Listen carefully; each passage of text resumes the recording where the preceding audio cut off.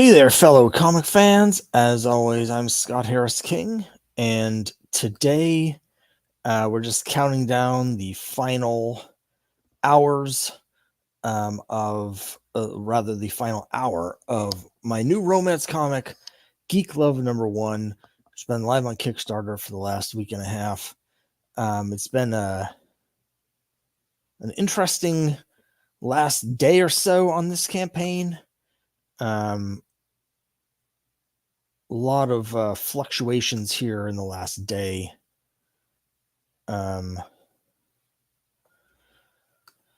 So the good news is that we are funded.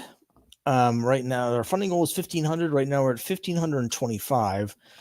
Kickstarter did implement a policy a couple of years ago where if you're inside the last 24 hours, it's a lot harder to cancel your pledge, which is great because we're just barely over the funding goal. But unless something very strange happens, we should at least stay funded. So first of all, I want to thank everyone for coming. I really appreciate everybody's support. And making this comic's been really exciting for me. It's been a goal of mine for a long time to do a romance comic. So it's very exciting to be able to put this out. And Silver Knight Kyle. Hi, Kyle. Thanks so much for joining me. I'm a little low energy tonight, so I really appreciate you showing up. Having someone to actually interact with is a rare treat on these live streams. So hopefully will help keep me awake today. But I was just talking a little bit about my romance comic, Geek Love. Basically saying a lot of ups and downs on the pledges today. Had a lot of people cancel their pledges here in the last day, but we're still funded, and we got 57 minutes left. So who knows? We might get a couple more people here before the end. And what I'm going to do here over the course of the next 56 minutes, I'm just going to show the Kickstarter. I'm going to talk a little bit about the different rewards, the different covers, and sort of the story behind making the romance comic. Those of you who have watched my previous videos or watched me on YouTube know that I'm a big romance comic fan. Been collecting romance comics for quite a while now, over 15 years. It's really been the focus of my collection, though, for about the last 5 years. And so that sort of coincides with around when I started making comics. So I've really wanted to make a romance comic for a while. And it's taken me a couple years to put the campaign here together, to put the comic together. So over the last couple of years, I've run into different artists, and we've done like a 4-page story or an 8-page story, or whatever, and finally got all the pieces together in time to do this campaign. So I'm just going to make this the primary thing here. Boop. There we are. As I mentioned, our goal is 1,500. We just eked over that goal yesterday, and we're hanging on by our fingernails here at $1,525, $25 over the goal. Again, we've had some reverses today. A number of people have canceled their pledges over the course of the day. But again, 67 backers sticking with the project. So really, really appreciate it. You can see here from the cover image, I'll just go down so you can see the whole cover, Geek Love #1.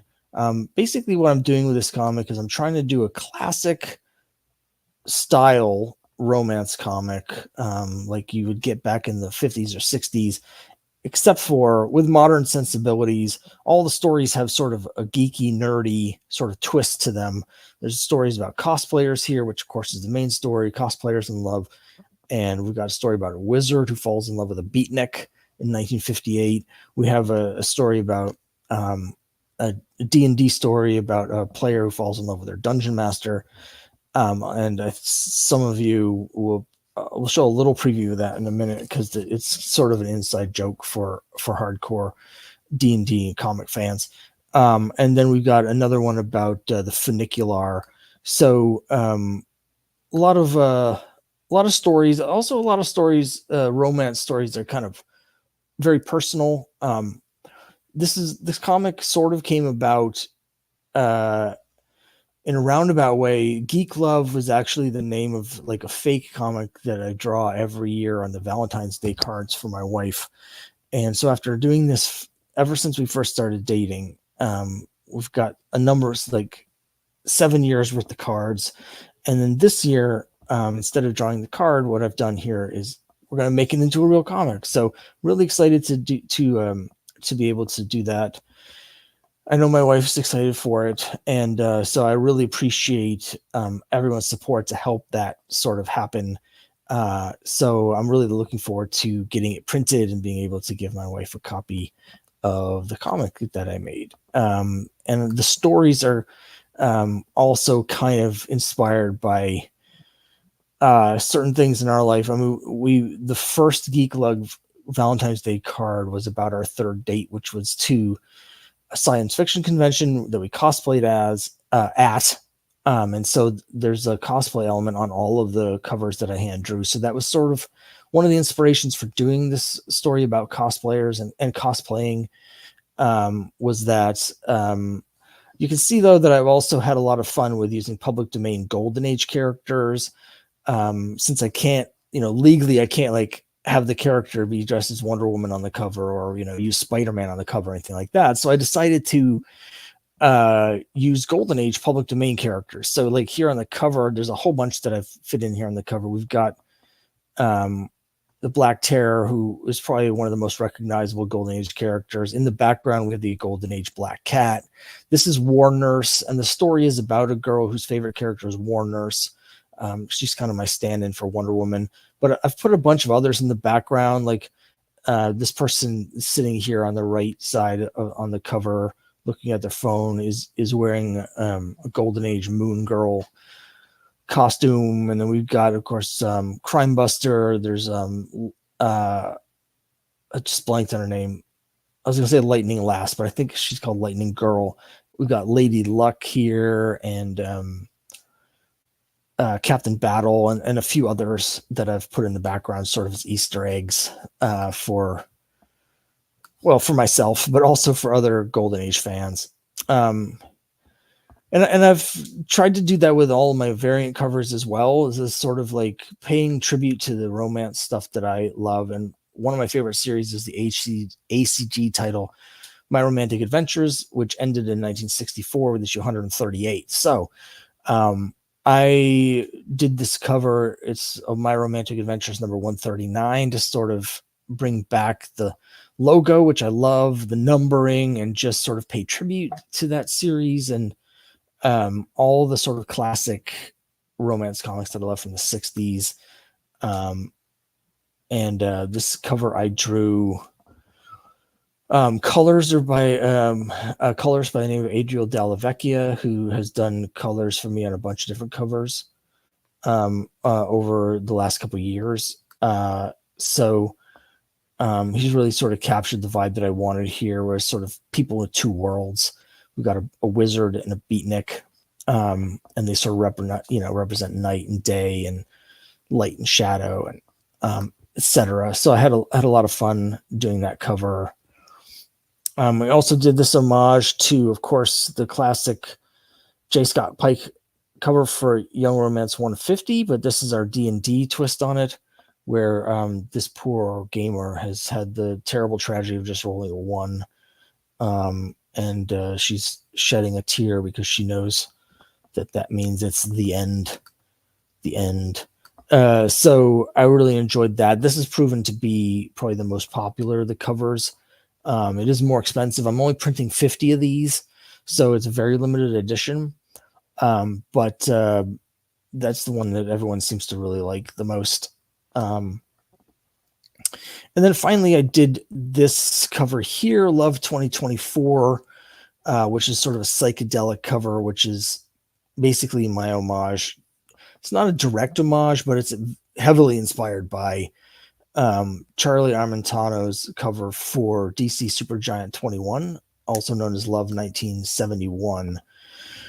There's a couple other elements here, this is about people that fall in love on a funicular, which I'm a huge fan of funiculars. I find them to be the most romantic form of transportation ever made, the funicular. This so like the funicular art itself that they're on here, the color scheme and the way it's drawn is very heavily taken from the psychedelic cover from Mod Love #1. If you look at the back cover of that, there's some buses on there that are very similar to that, and then the lettering in the bottom right where it says Funiculove, I was using some of the lettering and the patterns on the cover of Falling in Love '99 by Rick Estrada, sort of as a guide. So this is sort of stylistically, it's a bit of a pastiche from a bunch of different sort of psychedelic covers from the 60s. I also wanted to have that Love 2024 on the cover, because it's just classic. DC put out their giants that were called Love 1970 and Love 1971, but then there's also a publisher in Australia that did a romance special, as a reprinting a bunch of American romance comics, and that has the same logo that they took from the DC books, even though it looked like it was mostly Charlton inside, and the cover was from Charlton, but it says Love 1977 on the cover of that. So I was super excited to get that, but I wanted to just carry on that tradition here with Love 2024.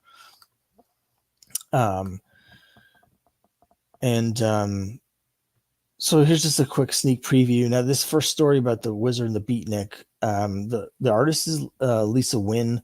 She did one of the variant covers for me for Crime Buster 6 earlier this year, so you may recognize the name from that. I did an interview with her on my YouTube channel. She's also guest artist on the next issue of Quest, so she drew Quest #4. She's got a little bit of a cartoonier style than the first 3 issues of Quest. I thought it was an interesting sort of change of pace. We'll see how people like that when we get to Quest 4. I'm going to talk more about Quest 4 at the end of the video here, because that's my next Kickstarter.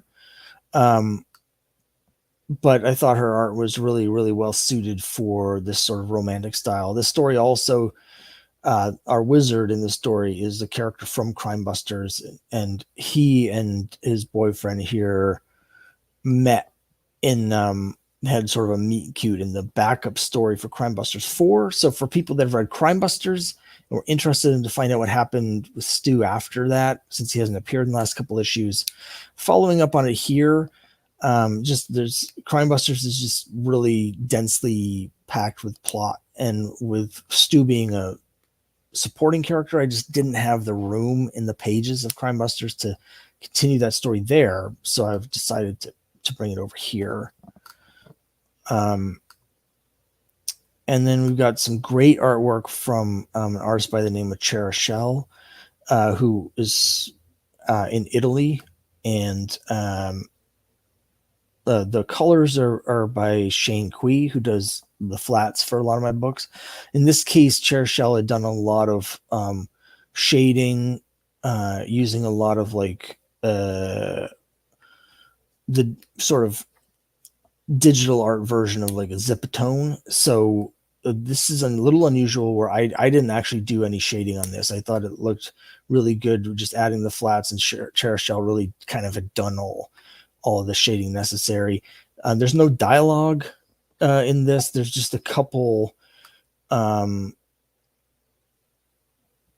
little things like the storm cloud thought balloon and the exclamation point, just basically like kind of emojis almost. For the most part, it sort of speaks for itself with the art.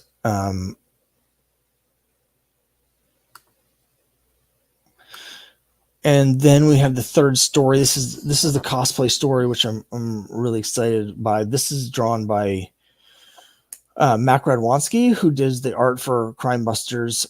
And again, I thought his style really suited this. And he's basically kind of redesigned some of the costumes. But this is, as you can see here, it says War Nurse.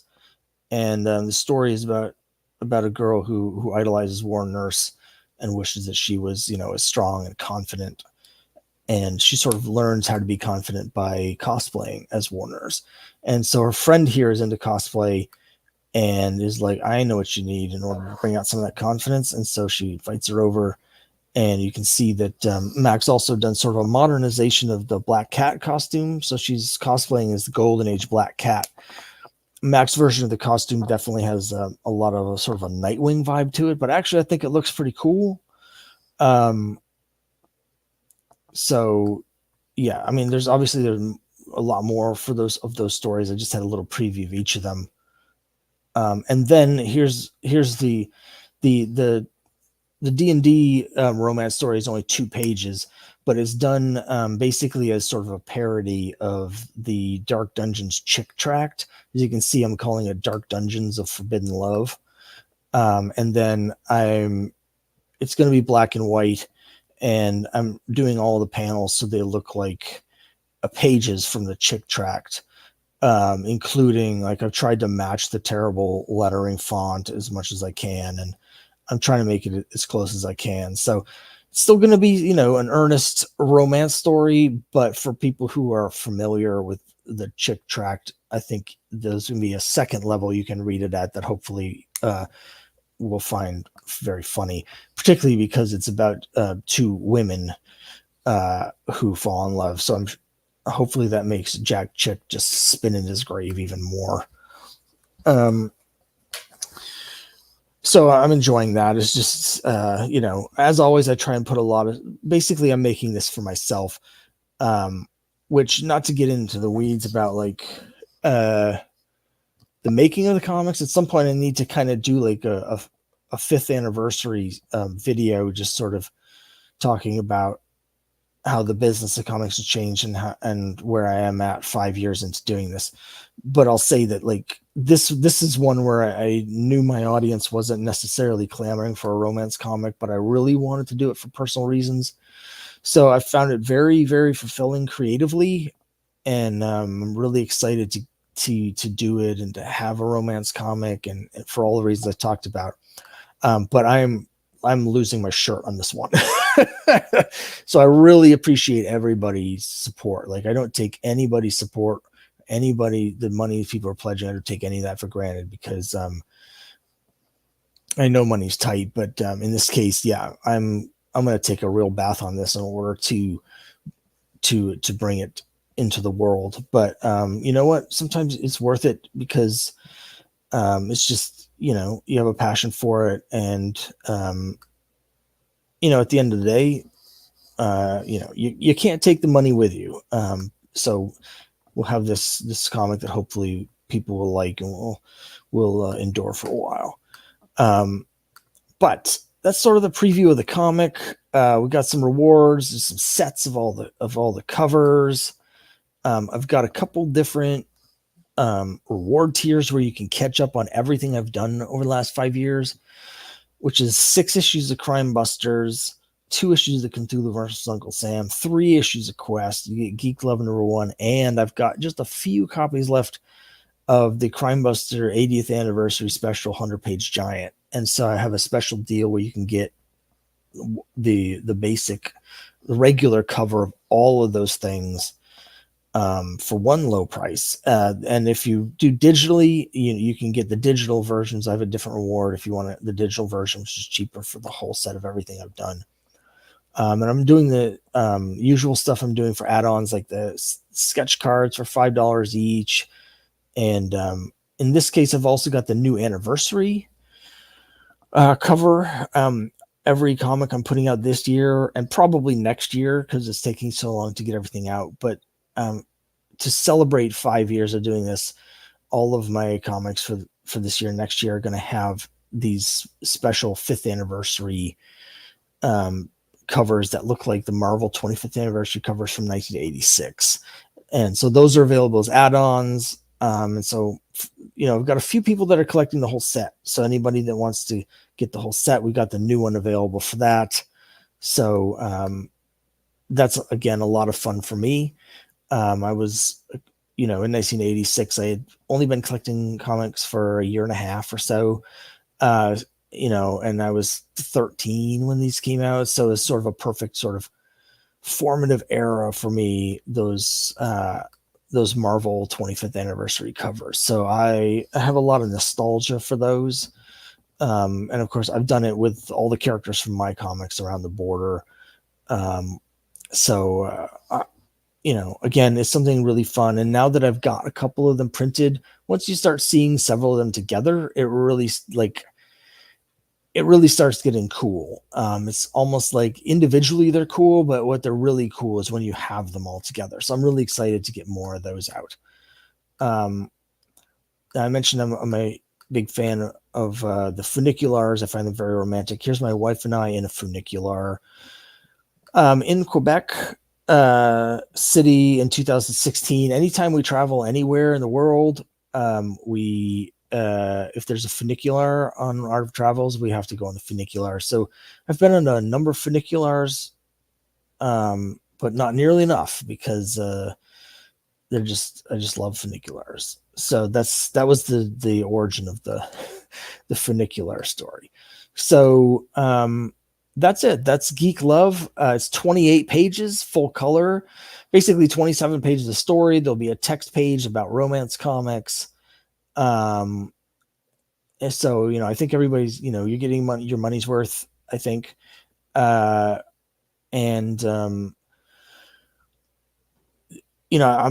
actually a little bit ahead in terms of finishing the comic. So like half of the pages are completely done and the other half are almost done.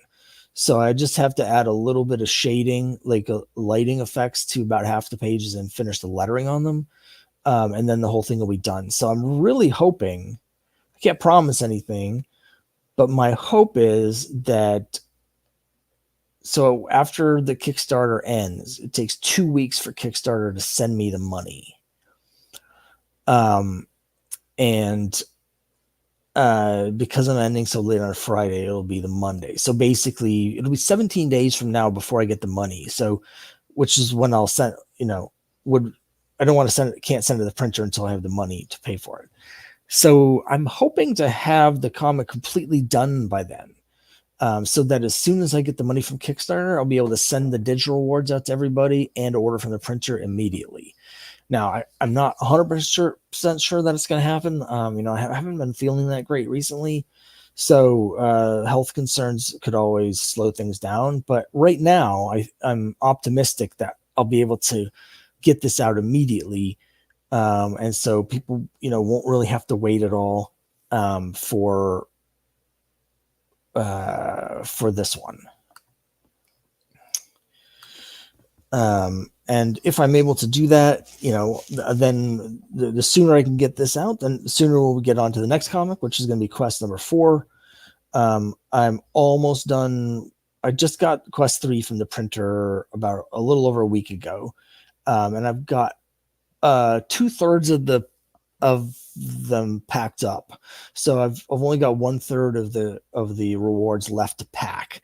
So I'm hoping to do that over the weekend here, tomorrow night, maybe on Sunday. So my hope is that by the beginning of next week, everybody other than the couple people have sketch covers, everybody else will have their comics sent out, hopefully for quest 3 at the end of next week.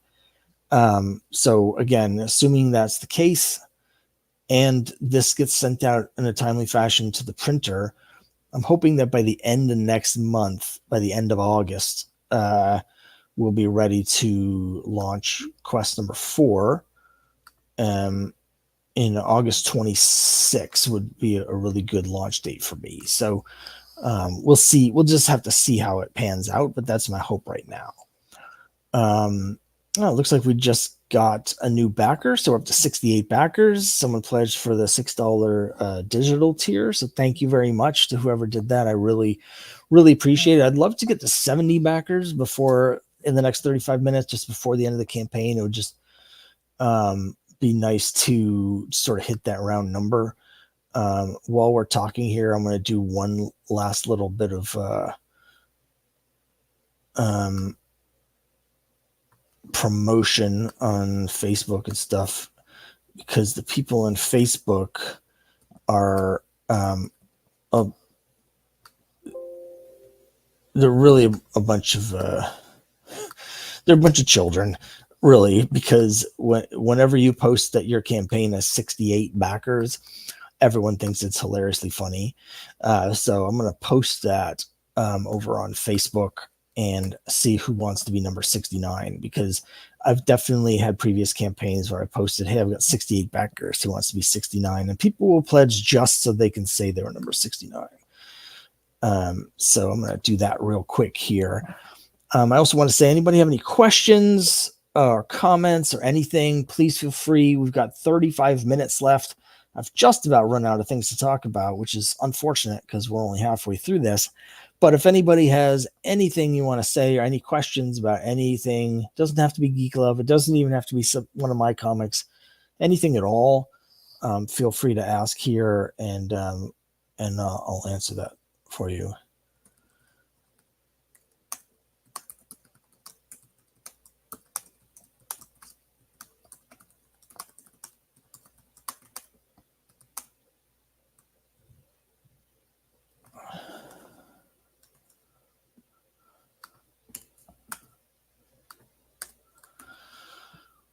I should say that I can't actually see the comments just yet because of the way the screen's set up here, but I will in just a moment.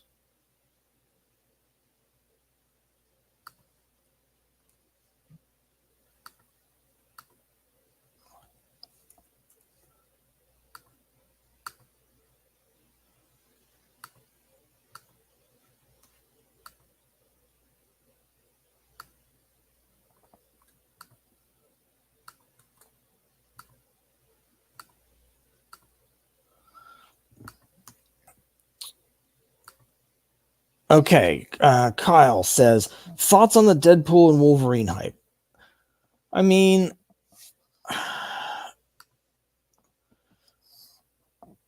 well, I don't want any spoilers, so we won't go into spoiler territory. I'll say that I enjoyed the first couple movies. So my wife and I are planning to see Deadpool and Wolverine. I'm really curious about the multiverse stuff. I'm a big fan of multiverse stories. So, I mean, I think that Marvel phases 4 and 5 have been kind of all over the place. They haven't really had the cohesion that I would want, but I really like the multiverse stuff. So I'm really interested in it. And I can see from the trailers that it brings in a lot of stuff from like the TV show Loki and stuff like that. So I'm interested on those levels. Having said that, I don't like Deadpool as a character. I don't like Wolverine as a character. And, you know, even though I like Hugh Jackman, and again, I enjoyed the first couple Deadpool movies, it's not something that I'm like that excited about. I'm excited more for the universe stuff and the Easter eggs and the cameos. But you know, the actual Deadpool and Wolverine content, I don't know. I just don't really care for the characters. So I'm not like that hyped up for it. But I am looking forward to it. So I feel like the hype's overblown. I've already just today been getting like a bunch of stuff on my social media from people that are going crazy about how great they thought it was, which is great. I want it to be good, and hopefully I'll enjoy it. But I take that with a grain of salt, because a lot of these are the people who are, big fans of like Venom. It's like their Grail comic is Spider-Man 300 or something. And it's a whole generation that's just slightly after mine. Like the people who came in sort of with the Image, 90s comic hype boom. There's a whole generation of people who are that are just like 8 years younger than me, who are really into Deadpool and Venom and Wolverine and Punisher and all these 90s anti-hero things, and I'm just not that interested in any of it. So I don't know. I think for me the hype is overblown, but I'm hoping it's good, and I'm encouraged. So we'll see how it goes. Zuko says Dragon Ball Evolution is better than Deadpool and Wolverine. Well, again, we don't want to have any spoilers here, but I have to say I don't know anything about Dragon Ball. I was a little bit after my time. When I was growing up, the big anime on TV was Star Blazers. But I've heard good things about it.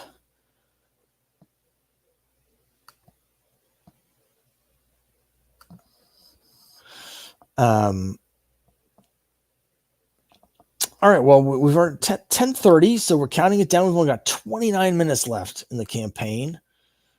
And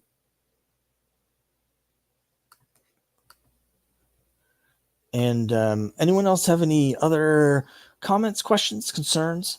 Happy to answer anything about anything. And in the meantime, I'm just going to call up a couple things here real quick. It's just going to take me a minute to show some couple things for other comics that I'm going to have coming out soon. But again, I do want to really thank all 68 backers, and not just the backers. The people, I know that not everybody has a lot of spending money these days, but I've gotten a lot of support from people sharing the campaign, and you guys here coming, to the live stream, I really appreciate as well. So just the support from the community has really been great for this. I think the comics really, it's good. I'm proud of it. I think people will really like it. I feel like I'm not doing a great job of getting the word out, because I feel like there's a lot of people that would like it if they knew about it, but it's just becoming harder and harder with social media to sort of spread the word. Silver Knight Kyle says, any plans on a Cthulhu romance story? Well, no immediate plans on that. I have a story that's called The Brides of Cthulhu, but I would not call it a romance. Far from it. It's definitely more of a horror / superhero story. That's going to be issue 3 of Cthulhu versus Uncle Sam, but unfortunately that series is a little bit on hold right now. I'm just trying to figure out the art for that. So at the moment, again, I wouldn't call that quite the opposite of a romance story, to be honest. Azuko says, yes, Cthulhu romance with Blanca of Street Fighter. Well, I do work with a lot of public domain characters, so unfortunately, I probably couldn't use Blanca from Street Fighter for copyright or trademark reasons, but there's probably some kind of Golden Age stand-in. The people that are into Golden Age, like public domain heroes, are always online posting, here's my Golden Age superhero version of the Justice League or something. So I bet we could do something with that. Silver Knight Kyle says, any possibility of a Granny Gumshoe Uncle Sam coupling? No, there's no possibility of that for reasons that will make sense once I've revealed their origins. They're not actually related, but she calls him Uncle Sam because he's sort of like an uncle figure in her family. So he's much older than she is as well. This is a story that's going to take me quite a while before I can get to their origins, but I've got both of their origin stories pretty well laid out. At some point, I really like to do some stories with Granny when she was younger, because I do have 2 or 3 specific eras with her. So it's possible you may see Granny with some romantic liaisons if I get to show some of her younger stuff that's taking place around World War One. But I'm not sure when I'm going to be able to get to that.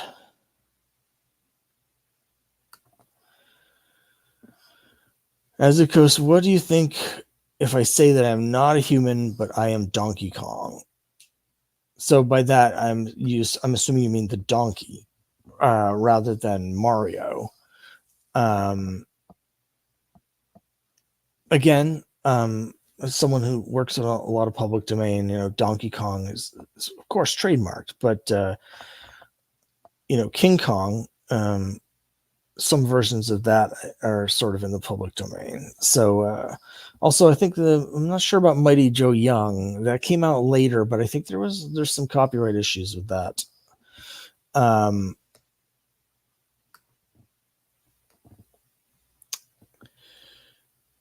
So that's not to bring all of everything back to the public domain stuff, but I'm always thinking in terms of storytelling. Will you have a Vietnam story in your next romance comic? That's a good question. I mean, honestly, as I mentioned earlier, I have several stories sort of partially planned out for an issue 2 of Geek Love, but with the significant amount of money that I'm going to end up losing on this, I'm not sure there's going to be a second issue. So I wasn't planning on it to have a Vietnam story in it. It's an interesting idea, though. I'd have to think about that. It might be a little too personal. But I also, as you know, have an interest in the Vietnam romance stories, and I have quite a lot of them at this point. So it would be interesting on a creative level to sort of play off some of the different tropes from those, Charltons and stuff like that. But yeah, I think it might be a little too close to home. Yeah, but it's an interesting idea. Like I said, I'd love to do a second issue. I do have some stuff in mind, a couple different stories in mind for a second issue, but I'm not really expecting to really be able to do that at this point. We've got 22 minutes left. We're still at 68 backers. No one's jumped in to be lucky number 69.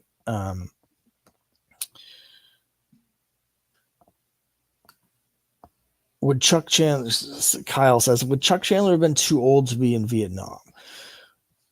Interesting question again. So I have Crime Busters planned out, the characters from Crime Busters. I do have like basic story arcs that I've plotted out for most of their lives after this current storyline, because the current, the issues, we're currently working on issue 7 of Crime Busters. And that takes place in the summer of 57. I think that's right. Summer of 57, right? So the answer is, when Vietnam rolls around, Chuck is basically, when I say when Vietnam rolls around, he's around 30. He was born in 36 in my timeline. So he'd be in 66, he'd be 30. So he's not too old. So it's possible. He's not a character that would be joining the army. In the comics, he's trying to join the FBI, is pretty much, not just in my comics, but in the original ones. He's working with the FBI. So I don't think he'd be joining the army, but it's possible that he may, if he ends up working with the CIA, for instance, just throwing that out there instead of the FBI, then it's very possible that we could see some missions once he gets to that age. But not 100% sure. I kind of have a story planned out that's about the space race, but there's definitely spots within that whole years that I haven't completely planned out, where there would be room for that, but we would have to see. Oh, I'm excited to tell everyone that we just got backer number 69. Let me just put it up on the screen. There it is. 20 minutes to go, and we just got backer number 69. So thank you to whoever did that. I really appreciate the support. And we've just got that 20 minutes left.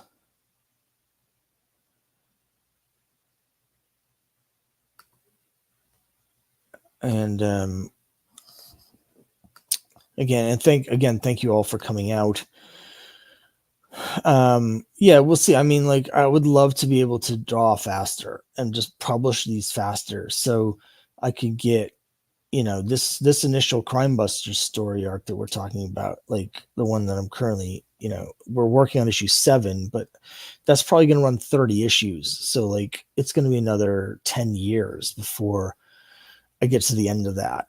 So I don't know what the situation is going to be in that, if it does take that long to get to the end of the storyline. I don't know if I'm still going to even want to do the next, commit to another block of 25 issues to tell the story of what Chuck and Trixie are up to, between like 1958 and 1964, which would be the next block of time. But it would be nice to be able to tell some of the stories. I have considered doing some specials that sort of just jump into the future so that I can sort of tell some of those stories now without having to wait, 40 issues to get to that in the timeline. But we'll see. We'll see how it goes. And again, I would love to do the another romance comic, but we'll see. I mean, it's always possible that like I'll start bringing these to shows or to like stores or something, and they'll take off, and I'll be able to like sell enough of the issues to make up the money that the deficit from Kickstarter. So anything's possible, but I wouldn't expect it. Would Chuck suffer from PTSD with his battles with Iron Jaw and others? Well, I mean, in my series of Crime Busters, Chuck's arc in the first trade, so the first 4 issues, really. The trade covers the first 5 issues, but Chuck's arc in those first 5 issues, including issue 5, is really about him dealing with post-traumatic stress. Specifically with the death of his parents, which, if you read, like I have all 117 issues of Boy Comics, he never stops to process. He just immediately jumps into crime fighting, and as a 14-year-old, basically jumps into crime fighting and is just fighting crime.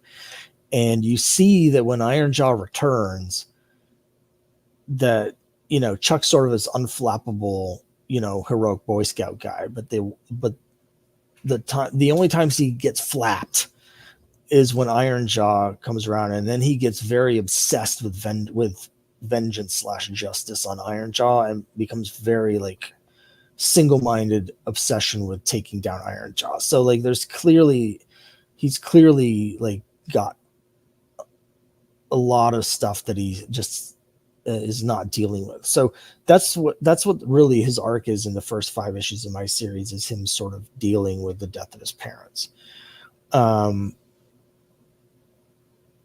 Yeah. So the answer is yes. I think he does. It's not really the sort of thing they would have addressed that much in the original series, although they do address mental health issues fair amount considering it's the 40s and 50s, but it's usually with the case. It's pretty much always with the cases that Chuck is doing, people being affected by stuff.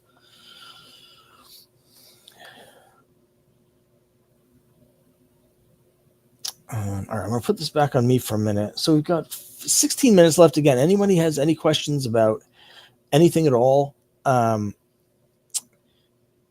Geek Love or any of my other comics or anything at all, please feel free to ask. I am going to show a little bit, if I can figure out how, a couple previews of, whoops, I'm doing a really poor job at this.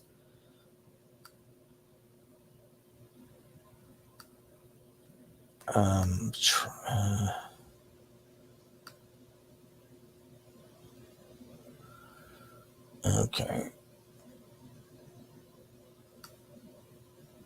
All right, I'm sorry, hold on. I'm trying to show you some of the art for Quest 4, but my computer's had a weird thing recently where this random program keeps opening the files instead of the way I'm trying to open them. and it seems to be screwing up StreamYard here.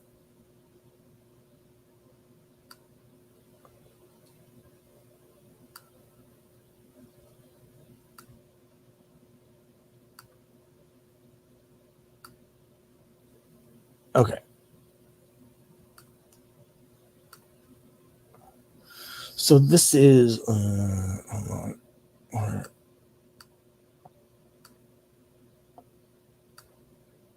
There we go. This is the, that's interesting.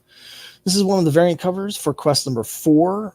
For those who have been reading the series, in the first issue, obviously we got introduced to a party of adventurers, but unfortunately, it's a very brutal world, and several of them have not made it. Already through 3 issues, we've lost several characters, and the quest is looking on really shaky ground. But here in issue 4, we have the classic sort of meeting at a tavern that kicks off so many D&D adventures, and we're going to be meeting a new party of adventurers, some of whom are going to ultimately become important characters for the ongoing quest, others of whom probably won't make it. But this is by Erwin J. Rosa, who did a cover for issue 1 of Quest, where we introduced original characters. So this is sort of designed to be to go with that as sort of a side-by-side, sort of the original characters, the new batch of characters. So I'm really excited to get this. He does some really great work.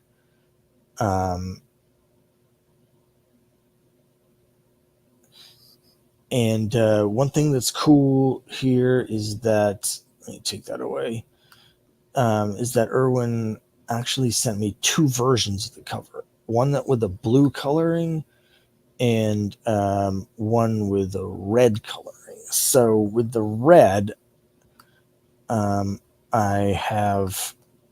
want both of them to be available. So every issue I do this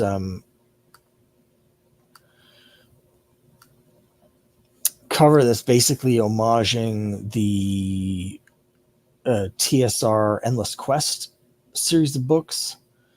And I usually take the regular cover and I just do the art from that, but then I do the trade dress so it looks like those classic TSR books. But in this case, instead of the regular cover art, I'm taking the red version of this cover from Erwin, and I'm using that as the art so that people can get either the red version or the blue version, whichever one they like better. So I'm excited to be able to offer that.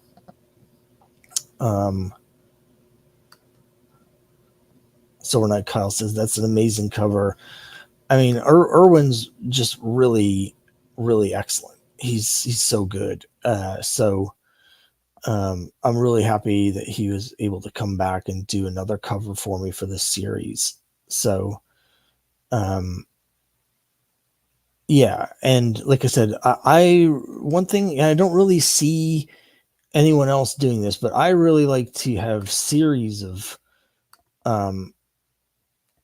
homage covers. So I've got, and I do this with all of my titles, but I've got people that, that when they buy every issue, but they only buy this specific variant series or that specific variant series so that they have a set that all matches.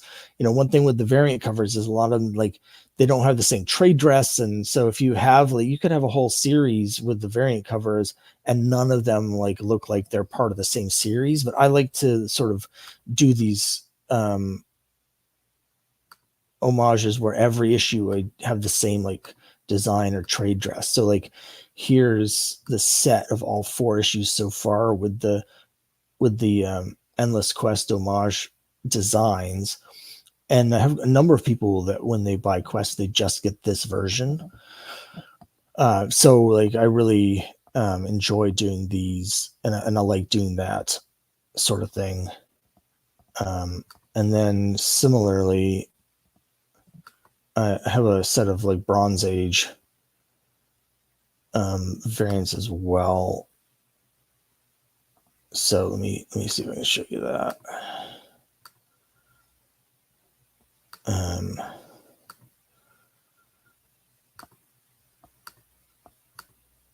So like here's the set of the 4 Bronze Age covers for Quest. So Vest the Paladin is the main character in the series, so I basically did a logo so that it would look like Conan logo. Obviously, issue 1 is an homage to Conan #1. But I just love the Bronze Age design, particularly the frame covers. So I'm trying to do covers that look like the Bronze Age books that I really like. And a couple more comments from Kyle here. Let's see. We have a time travel crossover Quest. No, Quest takes place in a different fantasy universe, so there's not going to be any crossovers there.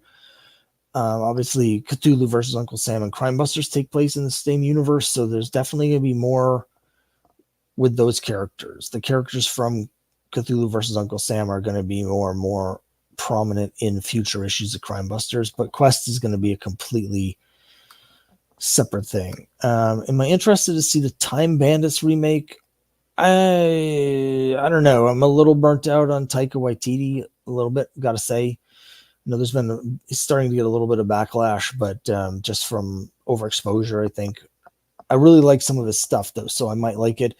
I think Jermaine Clement is involved with this, and I'm a big fan of Flight of the Conchords, so I'm kind of interested in more for his participation.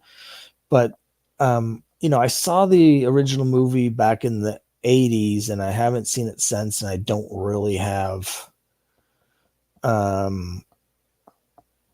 like a lot of nostalgia for it. So I don't know. It might be something I'll check out the first episode, but if it doesn't grab me, I'm not really that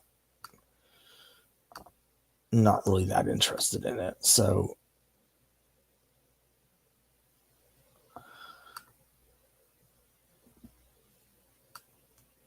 I'll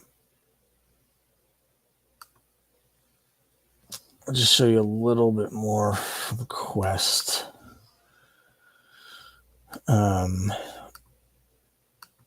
So again, I'm hoping to launch that just about a month from today, but it's kind of a tight time frame, so I'm not 100% sure I'm going to get there.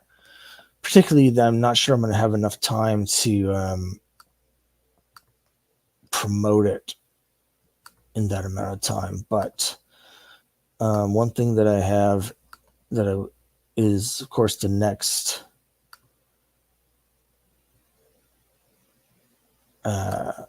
of the anniversary covers. Colin Swinburne says, "Afternoon all. Hello. Thanks for joining me. We got about 7 minutes left on the campaign for my comic, and also 7 minutes left in the live stream, but you came in right at the right time. Thanks for joining me. If you have any questions about anything, feel free to answer. We're just currently talking a little bit about my next campaign, which is going to be for my fantasy comic Quest. And here's the 5th anniversary cover for Quest. Most of these covers were done by a Brazilian artist named Samir Samau, and but not all of them. I did the one for Geek Love, and I'm trying to line up another artist to do a couple of the Crime Busters ones that we haven't done yet, like Trixie. But here's our Elven Bard, Maniac Op, one of the main characters of Quest, here on the cover of issue 4. And again, once you have them, I've been trying to do a graphic that shows all of them together, but it still doesn't really come across. You really got to sort of have them in your hand. Yes, we're currently at 69 backers with 5 minutes left. So let me see if I can figure out how to show that again. Almost getting to the point where it's going to be time to count down the final seconds here.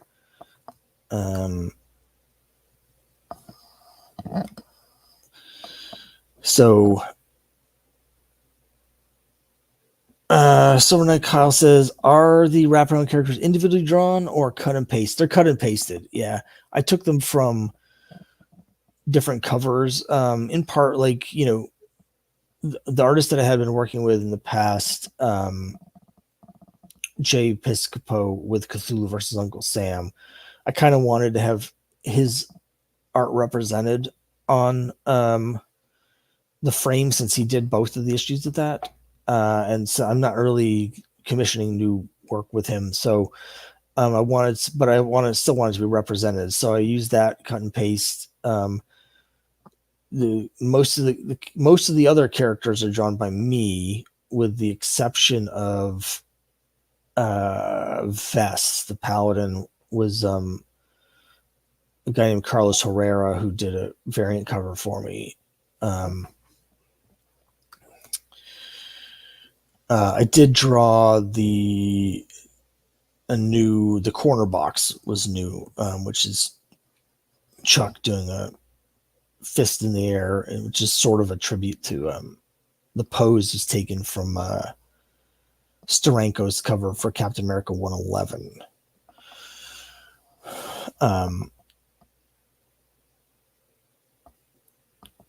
Yeah. So, and then the other thing I'm hoping to get to at the end of this year is Crime Buster 7. Now, my artist Mac, he's done the comics 36 pages, so it does take a while. We've got 24 pages done, so he's 2/3 of the way through that. If we can get those last 12 pages done in August, we should have enough time to launch it in October.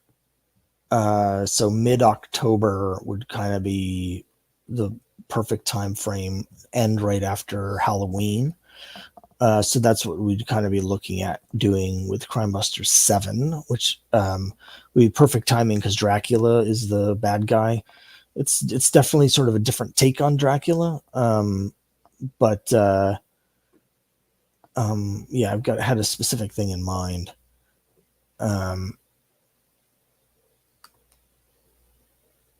Kyle says, "Look, kids, it's a Steranko effect." Yes, the classic lettering that Neil Adams did, saying that. We're down inside the last 2 minutes. Any second now, this is going to change from saying 2 minutes to go to it's going to be counting down individual seconds. So, I mean, I don't know about you guys, the excitement level off the charts. Again, I just want to thank everybody for coming out to the live stream. I really want to thank all 69 of the backers for making this reality. I said it a few times earlier, and I've been saying it all through the campaign, but this is a really personal project for me.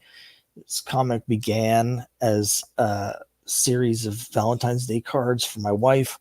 The stories were sort of inspired by our sort of dating and relationship stuff. So, you know, it's just really wonderful to be able to bring this to life and to have this sort of exist. And I just really appreciate everybody's support, whether you're able to back it or not back it. I had a lot of people, again, helping, sharing the links and, you know, trying to get the word out. So it's really been great. And again, thank you so much. We got 77 seconds left here, just counting down the final minute. And looks like we probably won't get to 70 backers. We've been right around that same amount of money for the last 24 hours. Gained a number of new backers, but actually, as I mentioned, it had several backers cancel earlier today. So the new backers have been sort of balancing the old backers, but no complaints from me, just gratitude. Really, really appreciate everybody's support. And again, we're pretty far ahead on this, so I'm hoping that by the time I get the money from Kickstarter in 17 days, that I'll have the comic completed and I can immediately send out the digital rewards and immediately send it out to the printer, and it'll just be like clockwork. So just 10 seconds left here.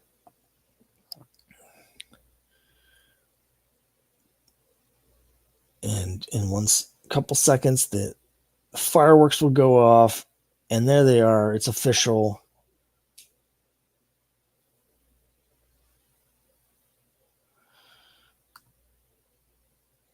Thank you, everybody. You did it. Oh, thank you all so much. I did want to mention, so Kickstarter's recently added a new thing called late pledges. I'm not really sure how it works. I don't see a button here. There's supposed to be a button so you can do late pledges, but I don't know. It's a brand new feature. I've never used it before because it was never available before. Essentially, how it's theoretically going to work is if you miss the campaign, there's going to be some way on here where you can put in a late pledge. That's only going to be available again until I get the money from Kickstarter. Once I get that, I'm going to send out the rewards, and that'll basically, I have that long to get any late orders before I have to finalize my order number for the printer. So it'll be 17 days. So theoretically, you'll still have some kind of way to do it. Oh, here it is. I see a late pledge button, so people can still back. I don't really expect that to happen, but if you're walking down the street tomorrow, you find a $500 bill in the parking lot, and you decide you're going to splurge and buy a romance comic, which is exactly what I would do if I found that money. You'll have 2 weeks basically to do a late pledge. So thank you, Kyle. I really appreciate it. 15 Kickstarters done now. So that's a lot. It's a lot. But we still have a lot more coming. And at some point, if I can just figure out a way to fit it in the publishing schedule here, we're still going to be doing that Granny Gumshoe 100-page giant with the remastered reprints of her complete Golden Age run. So, that's just a matter of time. It's just a matter of having the time to put that together. But hopefully next year. I wanted to do it this year, but it's not going to get to it this year. But maybe next year we'll get to that finally. Have a couple other cool things. So, but that's it. Another Kickstarter in the books, another live stream in the books. And again, thanks everyone for coming out. I'll have my usual videos. I try and do 2 videos a week on my channel. So keep your eye out for that on my YouTube channel. I've got a convention report coming up on Monday, and then there might be another haul video. I've been getting a lot of comics recently, so there might be another haul video on Friday. I'm not 100% sure because there's actually a couple things I want to talk about happening in the comic community. I don't know if you guys have seen this stuff about Marvel doing this thing with a QR code.